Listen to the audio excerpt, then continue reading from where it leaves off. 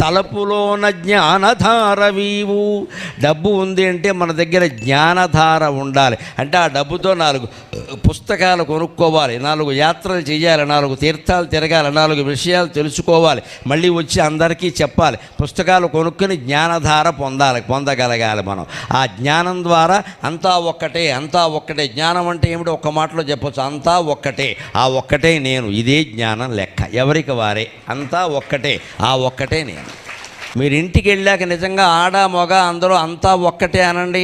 అత్తా కోడళ్ళ మధ్యలో తగాదాలు ఉండవు, తోడు కోడళ్ళ మధ్యలో తగాదాలు ఉండవు, తోడల్లుళ్ళ మధ్యలో తగాదాలు ఉండవు, యజమానికి సేవకుడికి తగాదాలు ఉండవు, బావకి బావమరదికి తగాదాలు ఉండవు, మిత్రుల మధ్యలో తగాదాలు ఉండవు. ఎందుకని అంతా ఒక్కటే అంటే అంతా ఒక్కటే కానీ అని మళ్ళీ సాగతిస్తాం ఇక్కడ మళ్ళీ. అందుకే నేను చెబుతున్నా, చప్పట్లు కొట్టిన తేలిక గది వ్యవహారం అని. అంచేది అంతా ఒక్కటే, ఆ ఒక్కటే నేను, అంతా ఒక్కటే, ఆ ఒక్కటే నేను. ఇది 10 సార్లు అనుకోవాలి రోజు.